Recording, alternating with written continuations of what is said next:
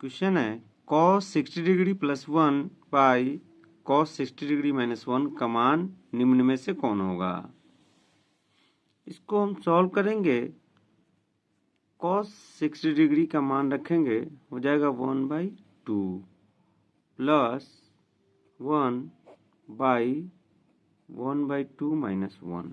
इसको सॉल्व कर देंगे, जो आएगा वही हमारा मान हो जाएगा। 2 एलसीएम लेंगे प्लस 2 बाई फिर एलसीएम 2 1 माइनस 2।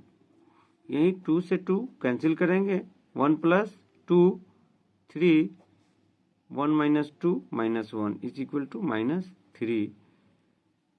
ऑप्शन बी हमारा करेक्ट होगा। नेक्स्ट क्वेश्चन है, यदि अल्फा और बीटा बहुपद एफ एक्स बराबर x square plus x plus 1 के मूल हो तो 1/अल्फा जोड़ 1/बीटा का मान है। 1/अल्फा जोड़ 1/बीटा का मान हमको बताना है। सबसे पहले देखेंगे, इस तरह का जब भी आए 1/अल्फा प्लस 1/बीटा, तो आपको दो चीज पहले निकाल लेना है। इस बहुपद से, द्विघात बहुपद से, इस बहुपद से आपको दो चीज चाहिए। आप पहले alpha plus beta minus B by A मतलब -1/ए का मान -1 इज इक्वल टू हो जाएगा -1। और अल्फा इंटू बीटा, ये दो चीज आप निकाल ही लेंगे। पहले 1/1 इज इक्वल टू 1। उसके बाद हमको निकालना था वैल्यू 1/अल्फा प्लस 1/बीटा। तो ये हमेशा ही जब एलसीएम लेंगे तो आपका alpha plus beta by alpha into beta होगा। इसका वैल्यू हमने निकाला -1/1 is equal to -1। Option B -1 है, ऑप्शन बी इज करेक्ट। अगला क्वेश्चन है, एक द्विघात बहुपद के मूलों के योगफल तथा गुणनफल क्रमशः 2 तथा -15 हैं, द्विघात बहुपद है। अब इसको निकाल लेंगे। बहुपद निकालने का एक फॉर्मूला है, उस फॉर्मूला को लिखेंगे और बहुपद लिख लेंगे। आसान सवालों को भी हमें कॉन्फिडेंट के साथ करना होगा। बिना कॉन्फिडेंस के अगर हम करेंगे तो फिर आप कंफ्यूज हो जाएंगे। कंफ्यूज नहीं होना है, आपको फॉर्मूला लिखना है। फॉर्मूला है आपका बहुपद के लिए px is equal to x square minus alpha plus beta into x plus alpha into beta. ये आपका फॉर्मूला है द्विघात बहुपद लिखने का। इसको लिखेंगे एक्स स्क्वायर माइनस मूलों का योगफल दिया हुआ था 2, ये मूलों का योगफल है, इसका मान 2 रखे, प्लस गुणनफल -15 रखे, और जो आया आपका बहुपद वही अभिष्ट द्विघात बहुपद होगा -15। ये हमको दिया हुआ है x square minus 2x -15 D में। ऑप्शन डी सही है। अगला क्वेश्चन है, बिंदु 4-3 की स्थिति किस पाद में है।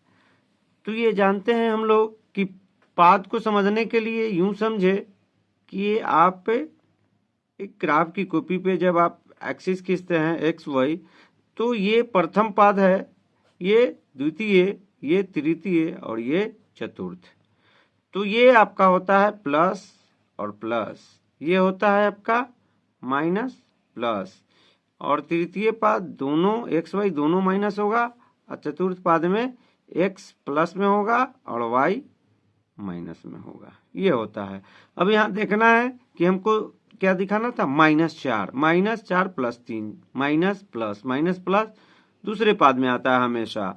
तो इससे अब जो भी सवाल होगा किसी भी पाद को, इसको अगर आप दिमाग में रखेंगे तो आपको किसी भी बिंदु नियामक का पाद बताना बिल्कुल इजी होगा। क्वेश्चन है, किसी द्विघात समीकरण के विवेचक का मान 0 से बड़ा होने पर दोनों मूल होंगे। अगर विवेचक 0 से बड़ा हो तो आपको 3 चीज हमेशा ध्यान रखना होगा। एक, विवेचक d बड़ा हो 0 से, एक दूसरा है डी बराबर हो शून्य से, और तीसरा है डी छोटा हो शून्य से। ये तीन चीजें हैं जो आपको हमेशा ध्यान में रखना होगा। इसी के हिसाब से आप बता सकते हैं। जब ये स्थिति होगी डी बड़ा हो तो मूल वास्तविक और भिन्न होंगे, उसको हम दूसरी भाषा में वास्तविक और असमान भी कहते हैं।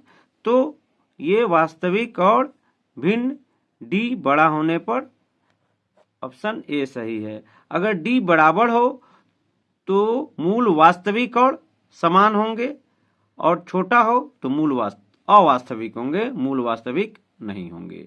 ये तीन शर्त है। अगला क्वेश्चन है 9 sec square theta minus 9 tan square theta बराबर होता है। ये बिल्कुल आप 9 कॉमन लेंगे तो 9 into sec square theta minus tan square theta, तो sec square theta minus tan square theta is equal to 1 होता है। 9 into 1 is equal to 9। Option B बिल्कुल करेक्ट है। अगला क्वेश्चन है √2 है 1। √2 है 1 परिमेय संख्या, अपरिमेय संख्या, प्रकृत संख्या, इनमें से कोई नहीं। तो हम जानते हैं कि रूट की सभी संख्याएं अगर पूर्ण वर्ग संख्या न हो तो क्या होती है? अपरिमेय संख्या होती है। तो √2 अपरिमेय संख्या है।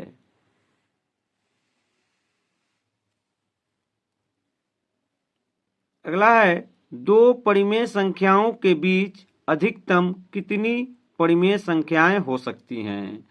बिल्कुल आसान सा सवाल है, लेकिन हमेशा दिमाग में रखना होगा कि किसी भी दो परिमेय संख्याओं के बीच अनंत परिमेय संख्याएं होती हैं, अनगिनत परिमेय संख्याएं होती हैं। इसीलिए कभी भी कोई नंबर भी दिया हो, अगर पूछे 6 और 7 के बीच कितनी परिमेय संख्या होंगी, तो आप उसको गिनने की कोशिश न करेंगे। जैसे ही पूछे किसी भी दो संख्या या नंबर में दिया हो, या फिर ऐसे ही किसी भी दो परिमेय संख्याओं के बीच हमेशा अनंत परिमेय संख्या होंगी। इसीलिए ऑप्शन डी हमारा बिल्कुल सही होगा। अगर पूछता है कि 1 और 7 के बीच कितनी, तो अब गिनने 2, 3, 5 गिनने की कोई आवश्यकता नहीं है। किसी भी दो परिमेय संख्याओं के बीच अनंत परिमेय संख्या होती है।